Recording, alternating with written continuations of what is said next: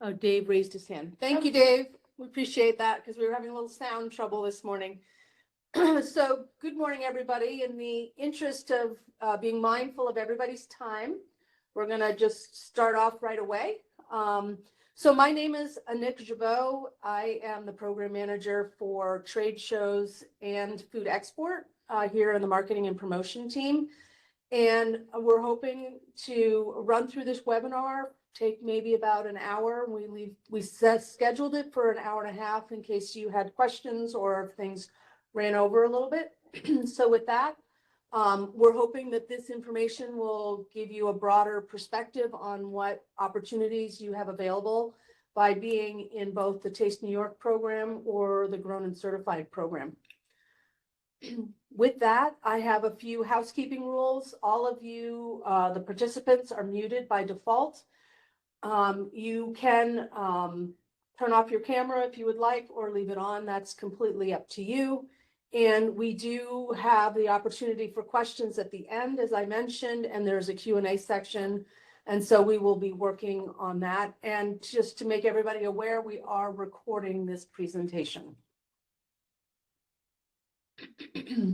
So as I said, my name is Anik Jabot. I'll sort of be leading the presentation. I will have my colleague Karen Miller talk about the Taste New York program, which you are probably already familiar with, but maybe give you a little bit of information if you're not.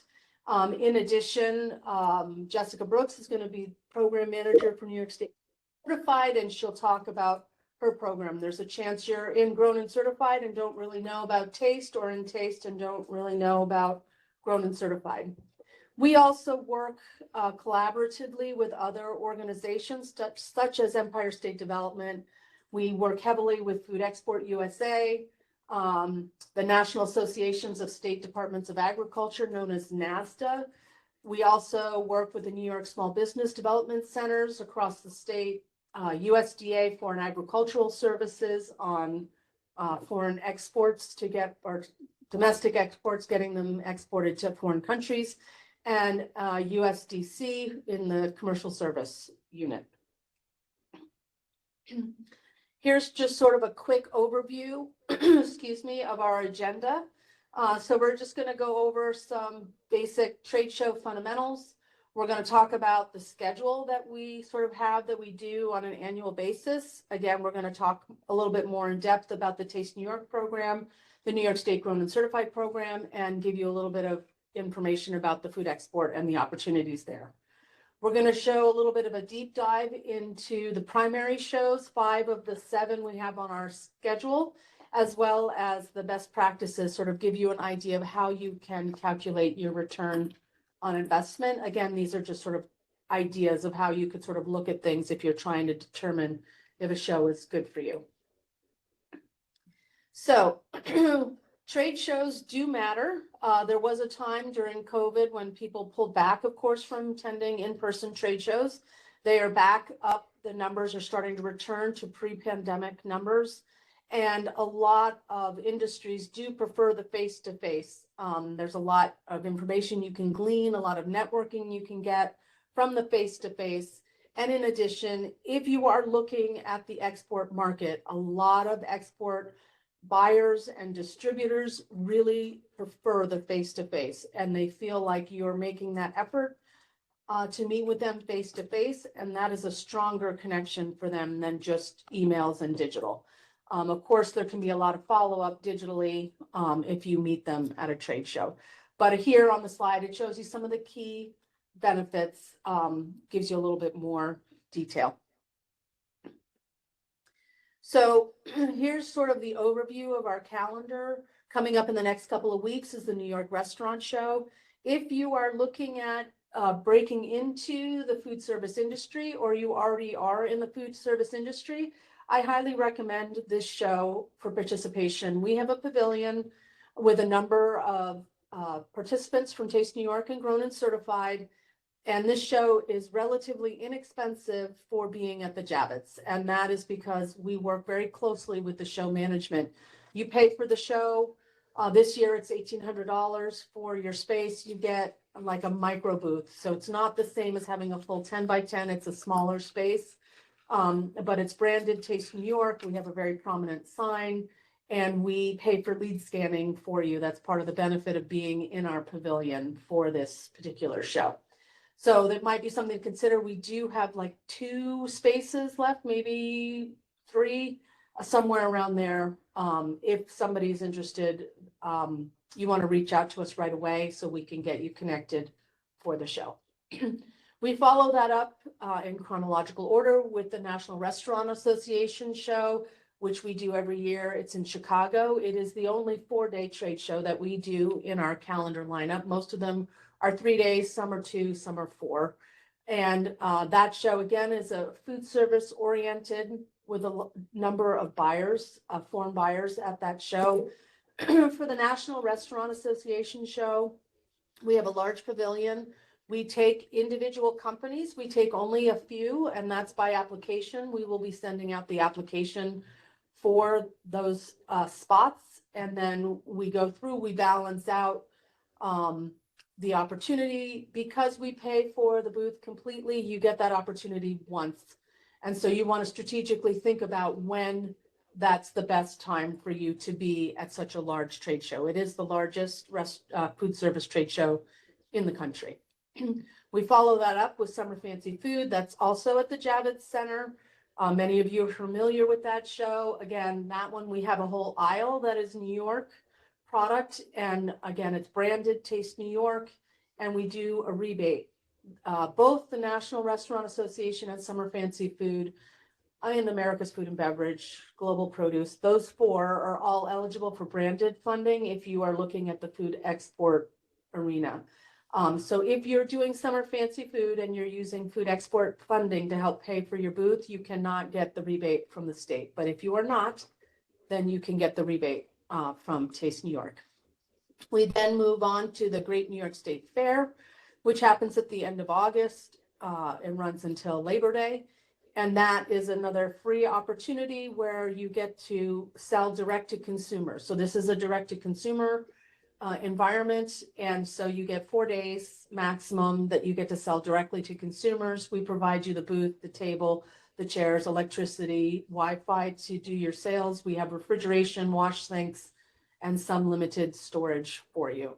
We also have a bag check. So if it's a non-alcohol product, we can bag check it, and then people can go around the fair and come back and collect it. So that's another opportunity. We move on to America's Food and Beverage, which happens every September, about the middle of September in Miami.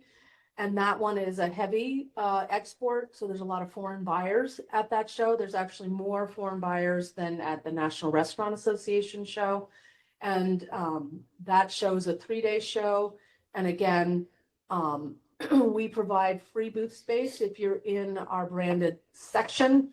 And that's a limited availability. It's a one-time offer. Each of those shows I'll go into a little bit more detail later on in the presentation. I will sort of give you an overview. The Global Produce and Floral Show, that we have a pavilion. The pavilion, because we've been doing this show for about 40 years at this point, we have higher point value. So we get a better location on the showroom floor. So it benefits you by saying, yes, you're in a state pavilion, because your placement on the show floor tends to be higher visibility. So while you pay the show directly, we offer no rebates or anything for that particular show. The floor placement can help your business get more visibility by saying yes to being in our pavilion. And then the New York Produce Show happens down at the Javits every year in early December. And there again, we've been prominent there. So we have about 6 booths. So you could see about getting a booth space near us to benefit from people who recognize that we've been in the same place for a number of years and do that. So again, the marketing programs that we have here are the Taste New York program. There's a little bit of background on that. The New York State Grown and Certified program. We'll go into more detail on both of those programs, but this is sort of a quick list of the benefits and the requirements. and then the food export program, which you may be a little less aware of, and that is with partnership with Food Export USA. There's a lot of educational services. Joining Food Export is completely free. They do have a cost sharing program for international marketing, as well as international focused trade shows that might be domestically held here, where you can get a 50% reimbursement on your booth space, as well as shipping samples to a foreign market, doing any kind of focused trade mission where you go into the country, present your stuff. They have buyer's missions, which happen here domestically. So there's a lot of different opportunities, and you pay for things on an a la carte basis. So you may just want to go in and learn, and you're not ready to spend any money on things. You may want to say, this I want to spend money on, and this I'm not ready to do. So there's a lot of different opportunities. And if you want to have more of a deep discussion on the food export program, certainly you can schedule an appointment with me and Eric, and then we can also pull in food export because they will have a lot more knowledge in that arena. So next, I will pass it on to my colleague, Karen Miller, who will be discussing the Taste New York program. Hello, everybody. Karen Miller, Program Manager for Taste New York. So Taste New York is the program representing food and beverage products that are grown, produced, or processed in New York State. So we're the official Eat Local, Drink Local program for the state. We highlight the quality, diversity, and economic impact of food and beverages grown, produced, or processed in the state. We have several welcome centers. If you've ever traveled on the Thruway, you will see our different locations. We have Apple Green locations, 11 different welcome centers. We're in the Javits Center. We have a couple of standalone markets with the Equal Rights Heritage Center and Todd Hill on the Taconic State Parkway. Each one of these locations are operated with our partners, many of them operated by Cornell Cooperative Extension and others. So each one is really its own little standalone market. They have their own manager, they order their own products, and they work really, really hard to welcome hyperlocal vendors into their stores. The managers who work there are super knowledgeable about everything being produced and processed around there, and they are fantastic partners, you know, in helping realize our mission to get as many, you know, small producers into these markets as possible. Was that the last slide? Great. I will pass it along to Jessica Brooks. If anyone has any questions about Taste New York, my contact info is at the end, and feel free to shoot me an email and ask any questions that you have. Thank you. Good morning. This is Jessica Brooks. I am the program manager for New York State Grown and Certified. Many of you may know New York State Grown and Certified. We turned 10 this year, which is exciting. As you see, we launched in 2016, and New York State Grown and Certified is different than a lot of other state branding programs because we do require a higher level of food safety and an environmental stewardship program. We've had over 3,000 farms and producers participate in the program, and we've grown to 25 commodities. You'll see a list in the next slide. So for New York State Grown and Certified, all fresh produce and meats, dairy, eggs have to be 100% New York. Anything that is a processed product has to be 51% New York State Grown and Certified ingredients.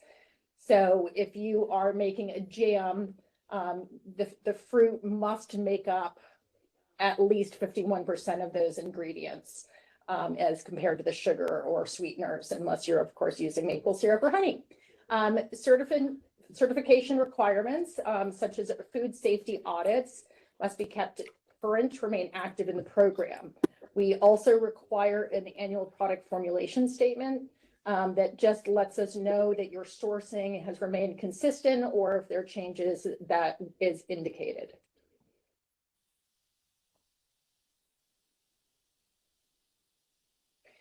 This is a list of our commodities. You will see that we have both edible and non-edible products. Obviously, for the edible products, that's where the higher level of food safety comes into play. And each one of these categories does have its own unique food safety requirements as well as the environmental component. All of these applications can be found at certified.ny.gov. And if you go to get certified, you will be able to see the very specific requirements for each one of the categories.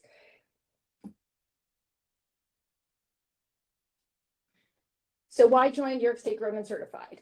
We have, as I mentioned, a website, certified.ny.gov. And if you click on where to buy, your business will be listed on our map search feature, which is a great tool. It is used by retailers, schools, food banks, and individuals to find, products in the state that they know are grown at a higher level of food safety and in their communities. If you also are at our website and you go to funding opportunities, you will see grant opportunities listed there. We currently have a cooperative marketing grant up to $10,000 for increasing the visibility of your business as well as the Grown and Certified program. The great thing is that New York State Grown and Certified has grown into an eligibility tool for programs such as Nourish New York, which provides fundings to food banks, the Farm to School 30% reimbursement program, which reimburses schools for buying New York, and Executive Order 32, which is extending the enthusiasm for New York foods into other state agencies, including the SUNY system, Department of Corrections, etc. So being New York State Grown and Certified does put you kind of on the fast list to being able to serve some of these other food buying programs. Grown and Certified products often receive extra point of sale marketing in Taste New York stores and at our retail partners. Those partners are also listed on our website, and during especially harvest season, you can go into a Hannaford or a Tops and you can find extra marketing around those growers and indicating that they are grown and certified. We've done many statewide advertising campaigns for promoting New York State Grown and Certified farms and processors. A lot of that recent program that we just did can be found on our social media handles, and it's definitely worth following. When you join the program, you were sent the high resolution logo for you to use on your product and in your marketing. As Nick has discussed, your trade show and conference representation is also something, a benefit of being in our program. And when you apply and are accepted, you receive a farm sign, 500 stickers, and there is no application fee. And that, I will pass this back. Thank you, Jessica. So after sort of talking about those programs, we're going to just sort of highlight sort of the top 5 shows that we participate in. You will receive and have received emails for these opportunities. There are lots of other opportunities, but again, the focus here is mostly on the trade show arena and that kind of opportunity. So as I mentioned in the beginning, we have the New York Restaurant Show, which is coming up March 8th to 10th this year at the Javits Center in New York City. They have over 280 exhibitors and over 9,000 attendees. This show happens to be growing. It has been very successful. They've rebranded it a little bit. It used to be called the International Restaurant and Food Service Show. It's now the New York Restaurant Show. And definitely they've seen an increase and are selling out booth space. So it happens at the same time as Coffee Fest. So if you wanted to do both, you can buy an entrance pass into Coffee Fest or buy an entrance pass into the New York Restaurant Show. So in this particular show, we work very closely with show management. There is a flyer that went out with your emails that explained the benefits and the cost. It's about almost a $4,000 expense that you get for $1,800 this year to participate in the show. We have a quote here from somebody who participated in the show in the past, and they were able to turn around a sale and get their product distributed nationwide with a particular business. They put their snacks into their boardrooms. So that turned out to be a great lead and a great sale for them. And a year later, that has actually come to fruition. So sometimes these leads and these contacts, it's a slower process, but here it is just less than a year later and the deal is done. I just got an email last week that said everything was finalized and the deal was done. So we can see that there is a benefit and a turnaround for our companies. Next, we have a Taste of the States in Chicago. That's at the National Restaurant Association show. Again, as I said, this show is a 4-day trade show. That one has over 2,000 exhibitors with 53,000 attendees, and then there's 115 countries that attend. The Taste of the States is sponsored by NASDA. So in that particular section where we have our booth, you have a 50% domestically grown content requirement in order to be in our booth. If you do not use enough U.S. ingredients in your product, you can't be in our booth. You can still go to the show, but be in a different section than in our booth. The benefit of being in the Taste of the States is that for one, it's a very popular location on the show floor, as it is very heavily focused on food. So there's lots of samples all over. You get all of those international buyers coming through. But in addition, NASDA has its own digital directory, as well as the National Restaurant Association. So you get basically 2 digital directory listings. You get emails from the folks running the Taste of the States for you to fill in all your information. You can load videos and images. And I say, put as much information in there, because if people see that you have content into your digital directory, they're going to look at it, or they're going to think that you're a little bit more hefty, more legitimate, because you're actually including some content. So don't ignore those benefits. Also, because of the size of our pavilion at Taste of the States, we get a 1-hour chef demo that you can put your product for free into the chef demo. And then they do just a New York. So they make up a menu using New York content in order to showcase the different products, and you get to speak about your product at this particular event. Next in the order of show, here we have the Summer Fancy Food, which is Specialty Food Association. Again, that's a large show also. That's about 2.4 thousand exhibitors, and then we have 25,000 attendees. So the overview of the show, this happens usually at the end of June. It's in the Javits Center in New York City. And again, we have an aisle at this particular show. This is also an eligible show for food export. So if you have want to use food export funding, you can get a 50% reimbursement on your booth expenses, or if you need refrigeration or any kind of equipment, that piece all comes with the 50% reimbursement. Or you can choose to get a rebate, which is less than that, from Taste New York. So again, this you register directly with Specialty Food Association. You need to be a member of Specialty Food Association, and you need to have your product tested in order to qualify to have a booth. So if you already have your membership and you already have your product qualifying, then you're all set. And then you work with them directly and then communicate with us or food export. Excuse me. So we move on to the state fair. This is trade show-esque because everybody's in a 10-by-10 booth, but it's actually direct to retail sales.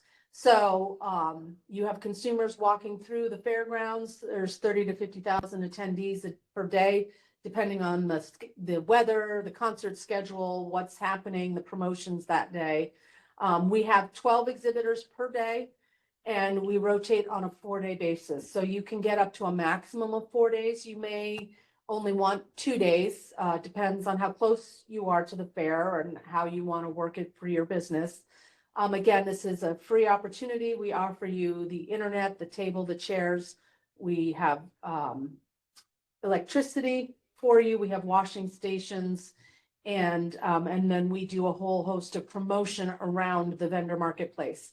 So there's, big screen promotions, and we're going to do some additional promotions this year to really enhance folks coming to the horticulture building. All of this is inside, so you're protected from the elements. Although the building is open air, it's not air conditioned. So that's something to keep in mind in this.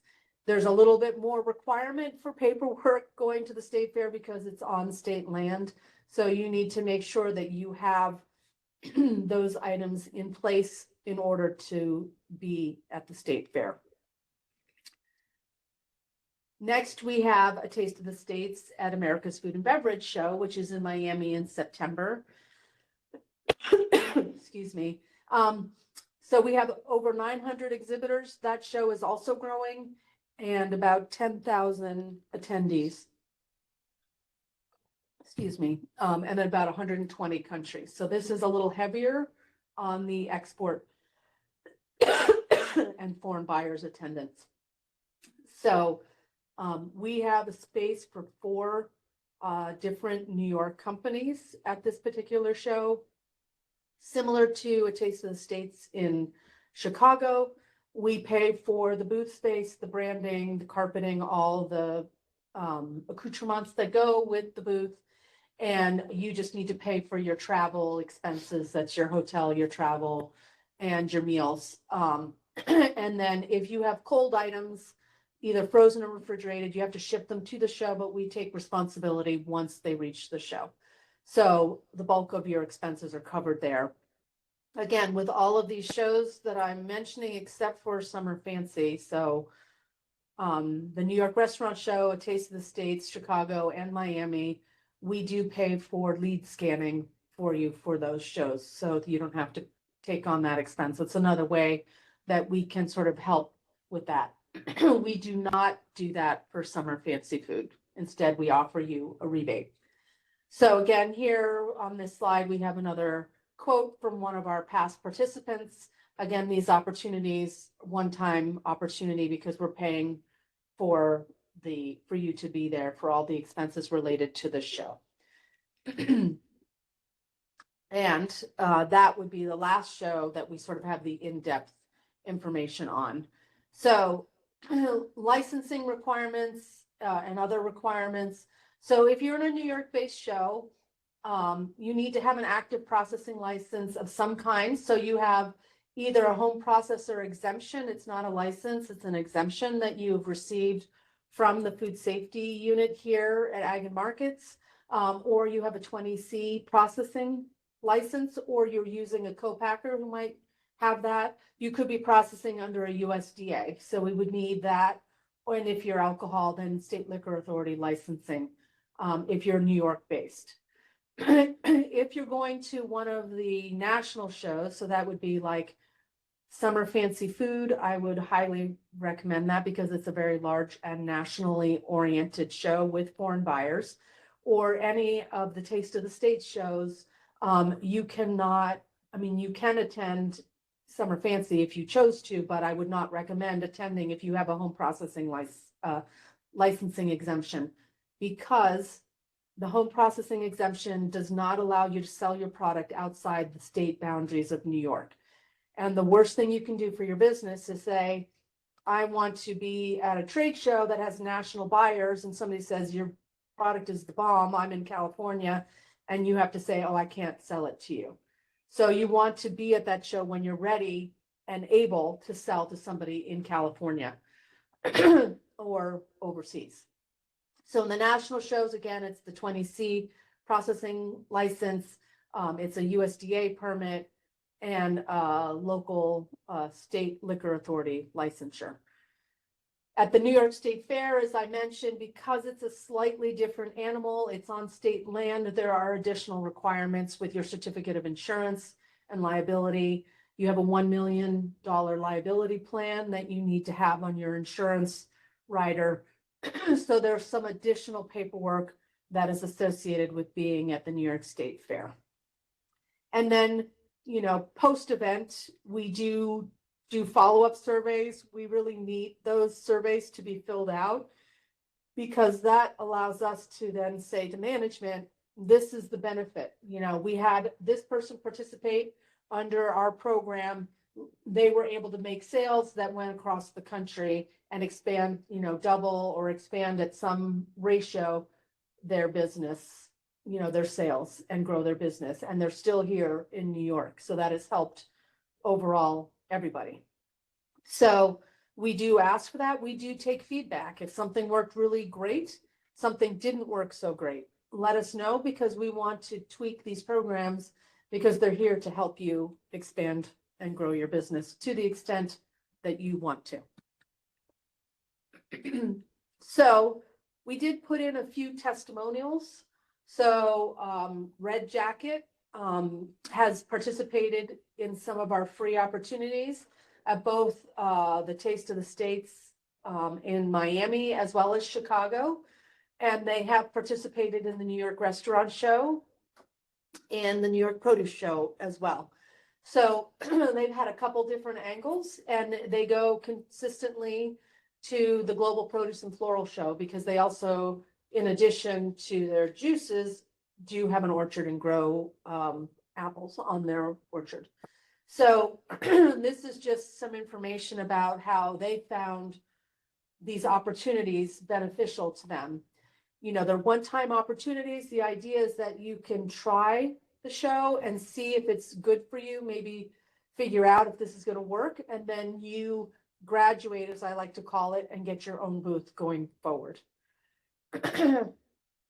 We then here have a demonstration with Gatherers Granola. They participated at one of the Taste of the States, and here you see the owner making a presentation. This is not Tony, who's the quote is from, but the owner, and he is here at the chef demo. So in the background is Chef Rick doing the 1 hour Taste New York, or the 1 hour New York State chef demo. So here you get to talk about your product to the audience that's there to gobble up the samples based on what they have made. So he's talking about his granola, and those two purple bags are the two, was the flavor of granola that he donated to the chef demo. And the last testimonial, here's Toma Beverage Company, and they participated in the New York Restaurant Show. And in the same year, they did the National Restaurant Association show in Chicago. And then they did America's Food and Beverage. And they saw a buyer at each of those shows, the same buyer. And by the time they went to Miami, they closed a deal on something. So they started off in March, made it all the way to September before the year was out. 6 months later, they had made a deal, and they had increased their sales quite a bit by expanding their exposure. And they have really grown since then. So it has really helped them. They've also done a few of our sort of other promotional opportunities where they're not necessarily interfacing with buyers, but just getting exposure, like the PGA events that we have done. So here's just some sort of a quick overview of some of the best practices that we recommend, sort of a guideline for you. So if you're trying, looking at whether a show opportunity that we send you is a good one for you, kind of go through what we think are the requirements to be in that show, as well as, is this budget going to work for you? Is this the kind of thing you want to do? If you're looking at one of our free opportunities, is this the right year for you to take this free opportunity? Or is it next year to take this free opportunity? Because you've got to remember, this is a one-time opportunity. Okay.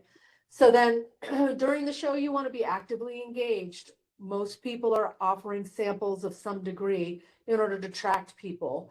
I recommend for things such as like the state fair, where you're working with people and you're doing direct to consumer sales, maybe creating a QR code coupon that has a code linked to it that is specific to that event.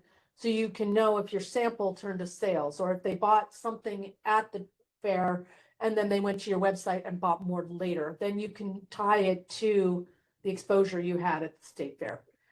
And then post-show follow-up, if you get the leads, make sure you're taking good notes on the leads, go through that, connect, do personalized emails. People don't like the bulk email that just says, hey, I saw you at the show, generically kind of thing, insert name here, and it's not really about that personal connection, especially when you're talking about foreign buyers. You want to make sure you keep that connection as personal as you can through email.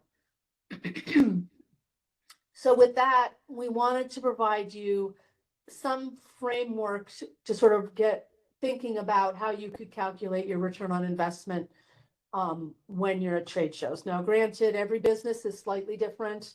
How you want to calculate it, how you want to look at it is all different depending on your market and what your business is. So you can sort of do cost justification, probably going for free, completely justifiable, but are you going to be able to sustain that? Is it good exposure, something you want to do going forward?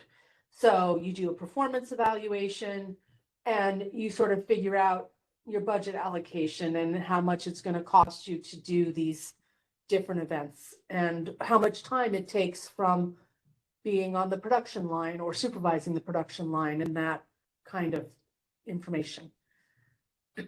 So with that, there's some basic information that you can look at for sort of calculating your return on investment. Excuse me, recovering from a cold. So you look at your net profit, you look at your investment costs, and then if your ROI is over 100%, obviously that means it was beneficial. If it's under, how much was it under? Is it worth that? Like in this example, it's a 50% ROI. So it wasn't, you didn't make any money from it, but was the exposure so valuable that you strongly feel that you can build on that going into the future? And remember, a lot of times sales take time. Like in the first example, it took them about 9 months or 10 months to get to the closed deal. Another one took 6 months. So it can vary. And sometimes people buy, right away. If you are, for instance, distributing through Dot Foods, people can just go and order directly from Dot Foods right in front of you. So it depends on how your distribution channels are set up also. So again, looking at some examples that you can look at, here's some example methodology for your long-term return on investment. So you're looking at your your revenue impact from the event, your current revenue, your growth, or your revenue retention, your revenue growth, your savings, depending on, the formal meetings. Buyer's missions, you can have formal meetings that way. That can be very cost effective because you meet with about 10 different buyers in one day. They're, in a room off the showroom floor.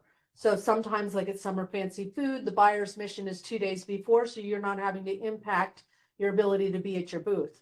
So you can have these one-on-one meetings ahead of time, and then those buyers, you can then come on the showroom floor and talk to you some more, sampling your product, and maybe get closer to negotiating a deal. So these are all parts that you can look at in sort of trying to figure out how to calculate for your own business your return on investment. So finding and estimating the impact of the event. Again, here is an example that we sort of put together for you, so you can just sort of start to think about how you want to calculate and figure these out. And remember, these slides will be part of the recording, so you will get this information so you can take it at your own pace.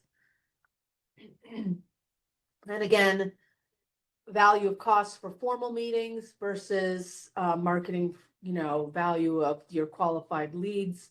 Again, when you do your lead scanning, there is a notes field. So I recommend putting some kind of come up with like a key. So you're using acronyms because you don't have a lot of time between people to write down a full sentence. So you want to come up with some kind of acronym that you share with your staff if there's more than one of you at the booth, so that you can quickly put that in the notes and you can gauge high, low, medium kind of quality for the lead, what they were interested in specifically. If you have a product lineup of 5 different things or 100 different things, you can then gauge sort of where they were focused. Were they focused on the natural, organic, or vegetarian, or were they focused on, snack food or something like that, if your lineup includes all of that and everything in between. So again, going towards the trade shows, this is another way that you can sort of put the pieces together to sort of try and gauge how the trade show might work out for you in the end. So you're estimating your value. Again, this is pulling from the previous examples, pulling the A, B, C, D, and E together to get the overall picture. And then you can look at sort of a payback ratio. So this is another, again, estimating the value for the company and calculate and figure out if this is really, the ratio is going to work for you.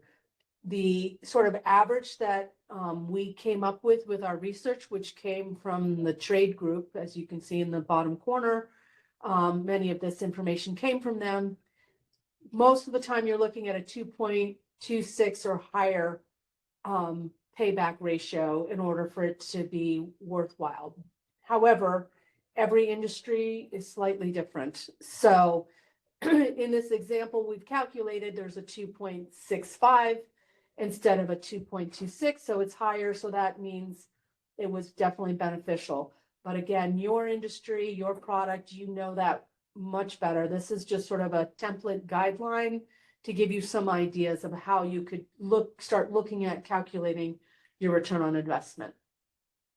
And so in conclusion, it's important to track your KPIs and follow your steps in calculating, just so that you can have a better idea rather than just a gut instinct, in order to be more fiscally responsible.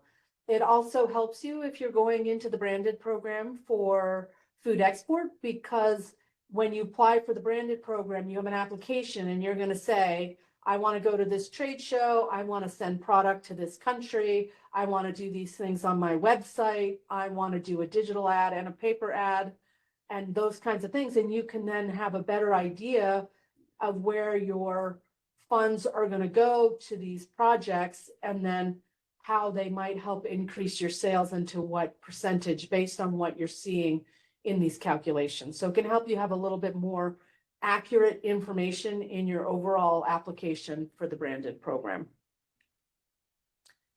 And with that, we've concluded our presentation. Here again is the contact information.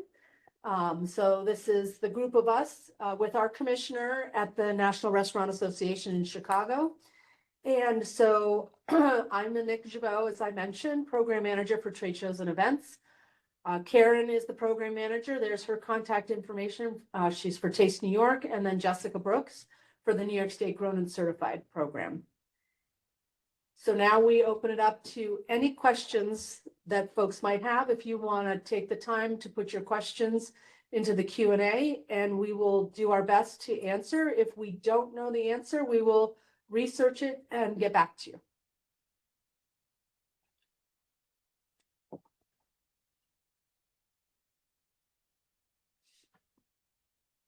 Hi, yes.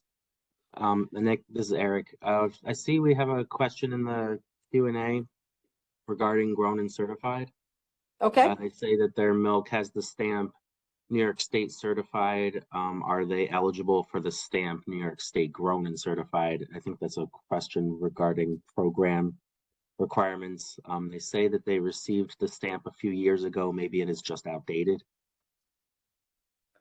They should email me directly at jessica.brooks@agriculture.ny.gov so I can look up their file and see exactly what their status is. But generally speaking, yes, if you're in good standing, the stamp is available to all participants. Thanks. And we have another question. It reads, when you said our products need to be tested, what kind of tests and who tests them? I believe Specialty Food Association sends the testing to Rutgers. I can't remember I think it's Rutgers that they send it to for testing. That is all done through Specialty Food Association. And I think you send them your best product. You don't have to test everything. You just send them one. It's $150, I believe. All that information was in the email that we sent out about the opportunity to participate in the Specialty Food Association. And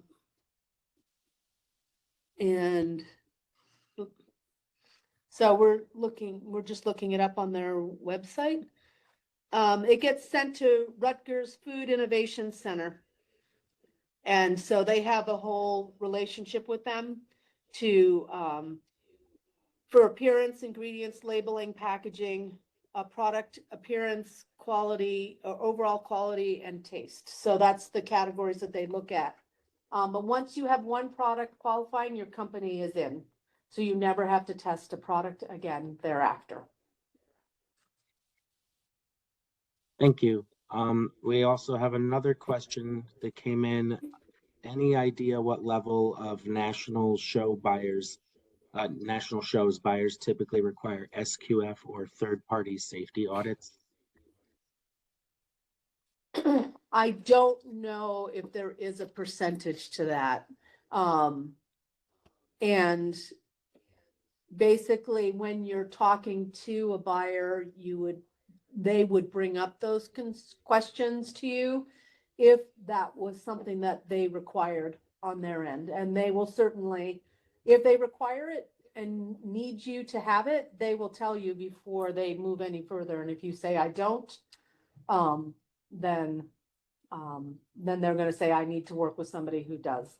But I don't know that any show tracks that information to that detail on their buyers. I could ask that question, but most of my knowledge on buyers is on foreign buyers, and I don't know that they have that same kinds of sort of programs and qualifications in the foreign markets, because they're all slightly different in foreign markets. Yeah, I think it's just really depends upon who that buyer is. If it's a restaurant, probably they're not going to require that if there's any, especially if there's any further processing that's going to take place. But I do know that retailers, yes, I mean, many larger retailers, I think a lot of, I think a lot of the larger food service where there's not going to be further processing will require that. Definitely in transportation hubs like airport, food service vendors of that caliber will certainly Require it. Yeah.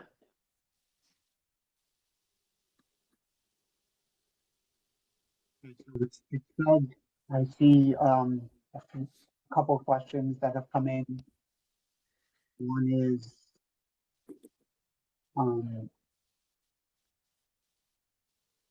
are there opportunities on site to participate in presentations at the shows?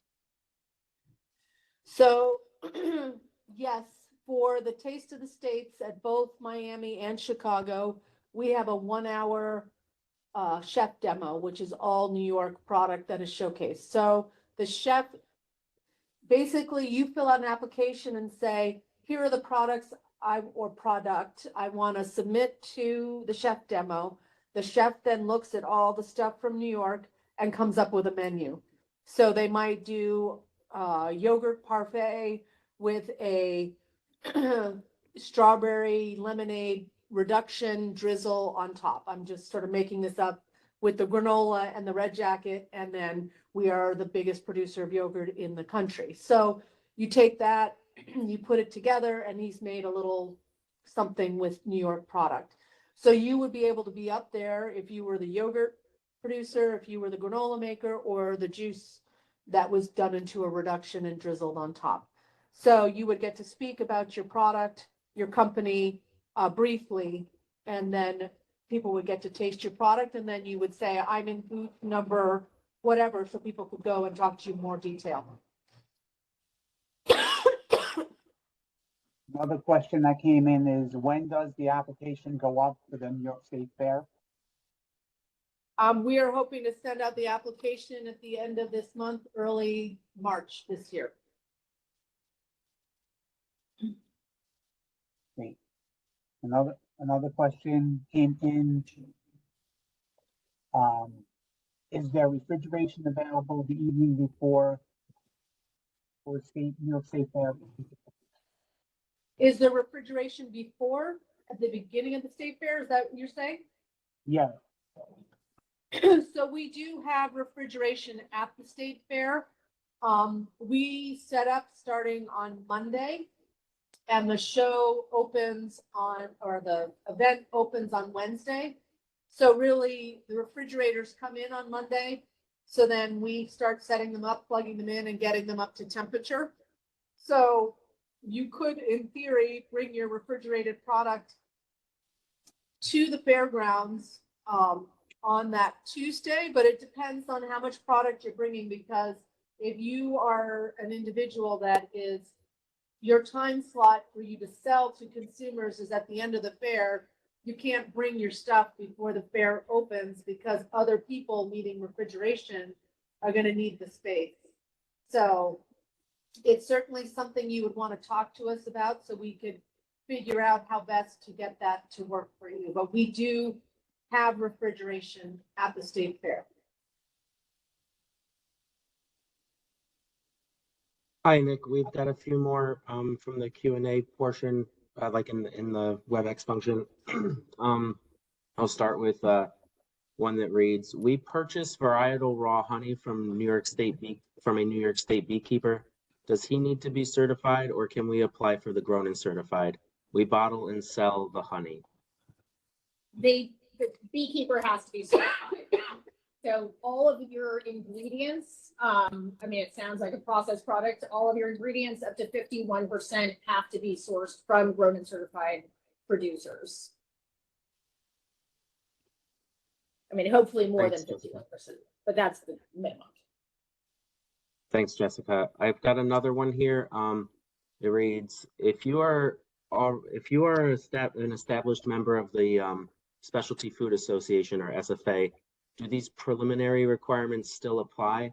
Our product has already been reviewed in 2018 with our initial joining of SFA. No, it's a one-time thing. So I just put it out there because some people have never participated in the Summer Fancy Food or Winter Fancy Fair, or are members of the Specialty Food Association. So in order to exhibit at any of their shows, excuse me, you have to be a member, you have to get product testing, which then bumps you into a tier 2 membership. But once you've established that and you maintain your membership, then you're good to go. If you let your membership lapse, I think they have a timeline that if it lapsed for more than a certain amount of time, you have to start that process all over again. Whereas if you just forgot 1 year to renew your membership, they'll allow you to renew without any fanfare, and you just renew your membership. But those sort of detailed questions, you can also reach out to the Specialty Food Association just to confirm. But if you've had your membership since 2018, your product was tested, you've been doing the show or maintained your membership, then you should be good as far as I understand. Thanks, Nick. And I've got another one. When I went to the the Specialty Food Association Summer Fancy Food Show last year, I noticed Taste of New York Alley was all full booths. What's the reimbursement offered and booth sizes available? I didn't get the email about SFA with Taste New York information. Is that open to everyone on this call? If you are either a Taste New York participant or a New York State Grown and Certified participant, you are eligible to be in that aisle 100%. My guess is you may not have received the email because we may have an old email address on file.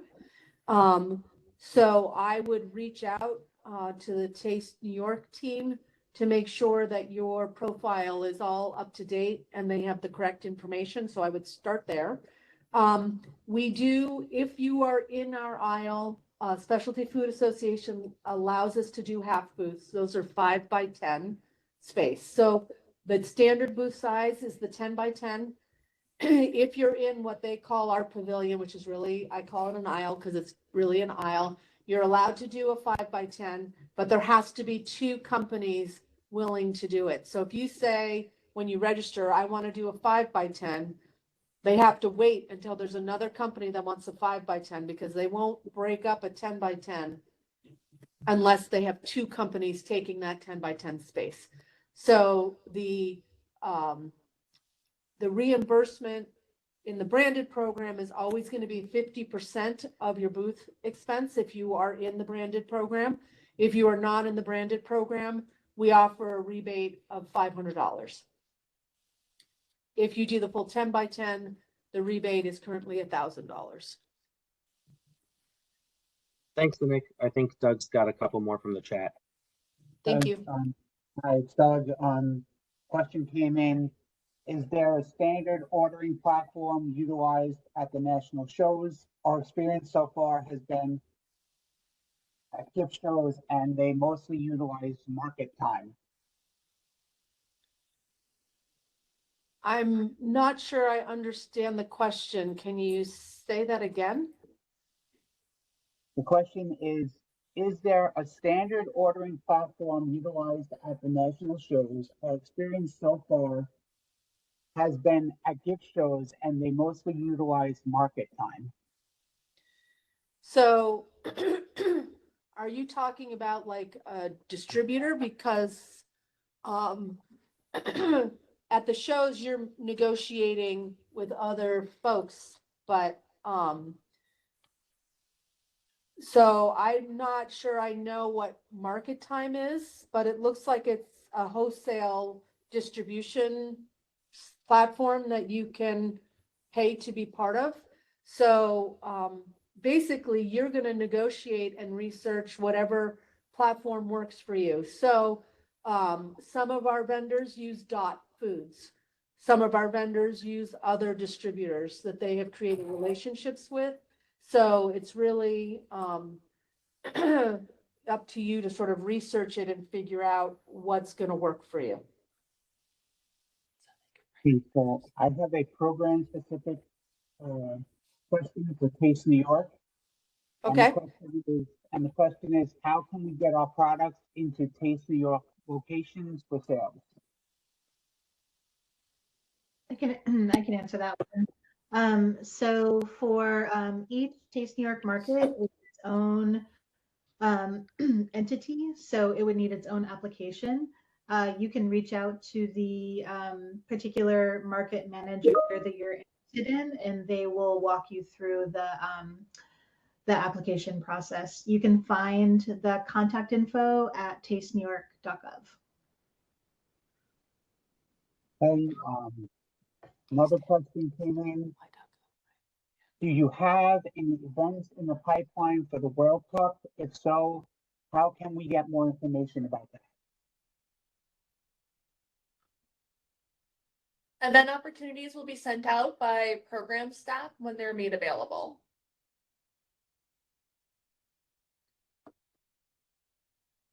And I just want to go back at the website, it's taste.ny.gov.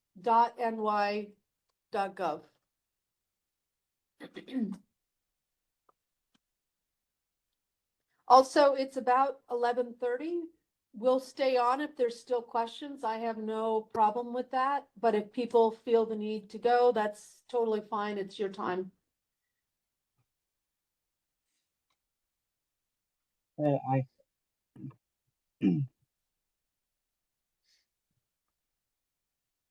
We do have a few more questions that came through the chat if we want to address some of those. Sure, absolutely. Sure. So another one we got was they go into explaining that pulling off sampling at the New York Restaurant Show seems difficult. Only 2 feet wide. I imagine that's like their space that they're working with. I haven't done it before, so please correct me if I'm wrong. I'm sure the answer is that it depends on what you're sampling, and my station tends to be more complicated.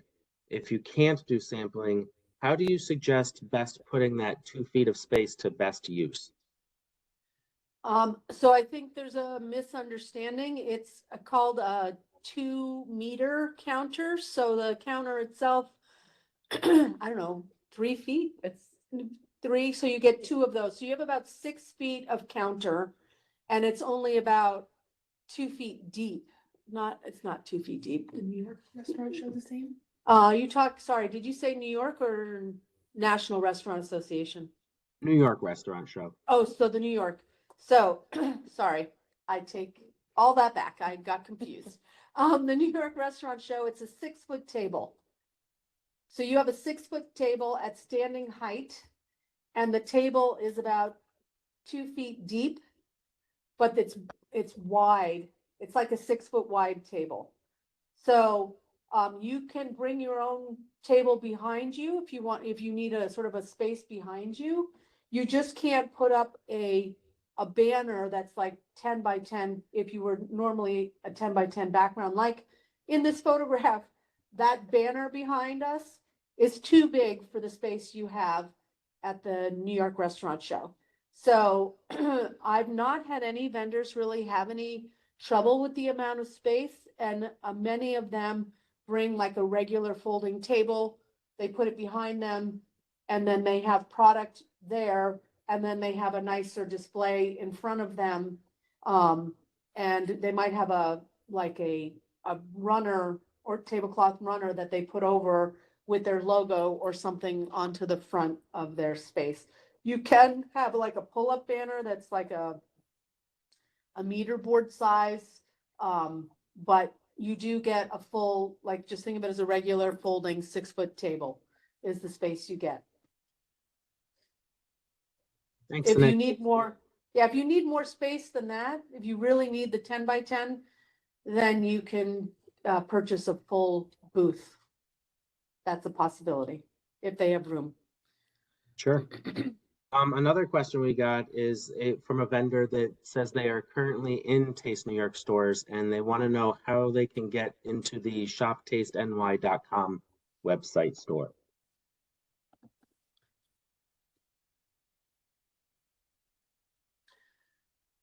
They should please reach out to Karen Miller, and she can connect you with the team at CCE Sullivan County of the Hudson Valley Catskills Welcome Center, who operate the shoptasteny.com.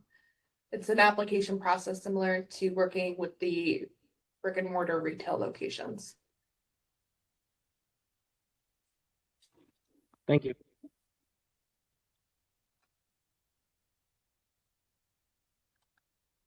Any other questions? Okay, I have another question that has come in. And the question is, do you transport frozen products to the state fair? You have to say that again. We kind of lost you a little bit. The question was, do you transport frozen products to the state fair? No, we do not. We do not transport any product for you to the state fair. You are solely responsible for getting your product there and making sure that you have a sampling plan with the state health department. And the sampling plan, it's a simple sampling plan. You cannot cook anything at the state fair in the Taste New York vendor marketplace. So it's all your responsibility. We just give you the space and refrigeration and sinks and some storage. Okay, I have another question that has come in. Where should we look for grant opportunities for small food businesses in New York State that can help fund trade show participation? So I would say the only opportunity for any kind of grants for trade shows is either participating in the opportunities that we have that might be discounted or free, or you would join the food export program and then be able to get a 50% reimbursement if you were looking at the export arena. So you can't just do domestic. You'd have to seriously be looking at the food export. If you are so small that you're on a home processing exemption, then there is nothing for you to be able to do that. You might be able to get some loans, maybe through the small business development centers that could help you promote your business, and work with one of their folks to help sort of plan out a business plan and how you want to grow your business, and maybe then build it through those loans, low interest loans, to then convert to a 20C processing, which expands your processing capability and therefore your distribution capability. This is not specific to trade shows or events, but we will also drop a link to the Ag and Markets Resources and Fundings Opportunities page if you wanted to look for any additional grant funding that, again, may not be related to trade shows or events, but could be specific to your business. I'll also say, oh, I'm sorry. I also think that sometimes there's a 20C kitchen that can be leased. And so if that is what you might need to be able to become grown and certified, to then be eligible for more grants, that's also a path to go from like a home processor to a 20C. And I have another question that has come in. Are there only chef demos at the shows versus discussions, etc.? We are a nonprofit chocolate company which trains and employs autistic individuals. So, again, sorry, Doug, you're a little muffled. So can you repeat that? I think it was about the chef demos. Sorry. Okay, if the question is, are there only chef demos at the shows versus discussions, etc.? We are a nonprofit chocolate company which trains and employs autistic individuals.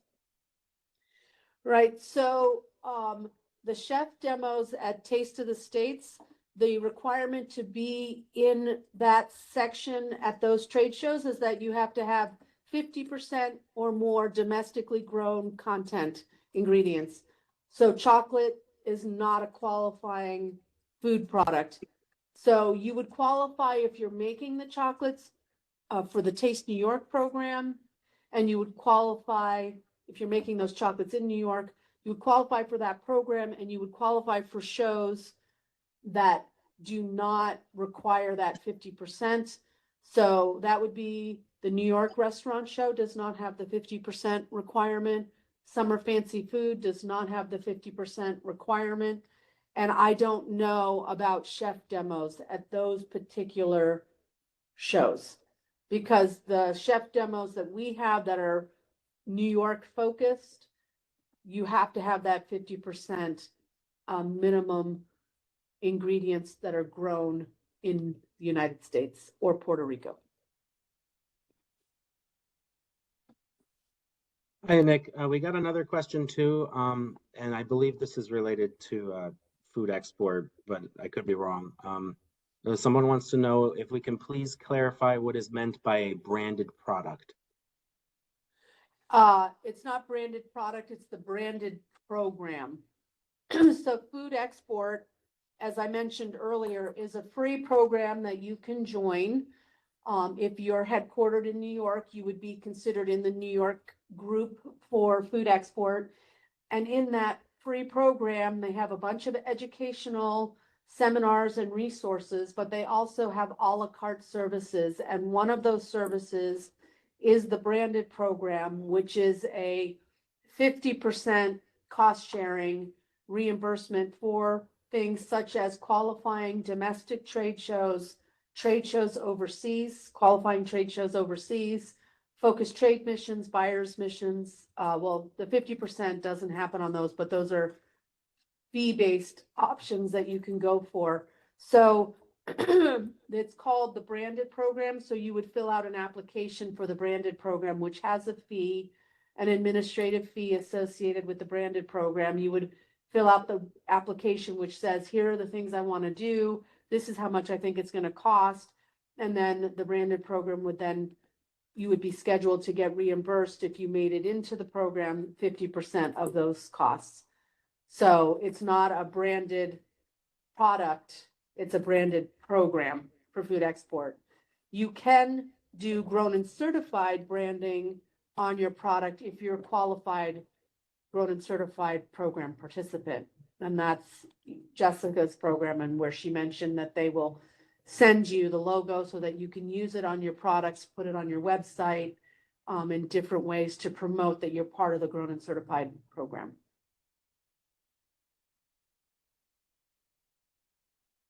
Thanks, Nick. That's I think that does it for the questions we received.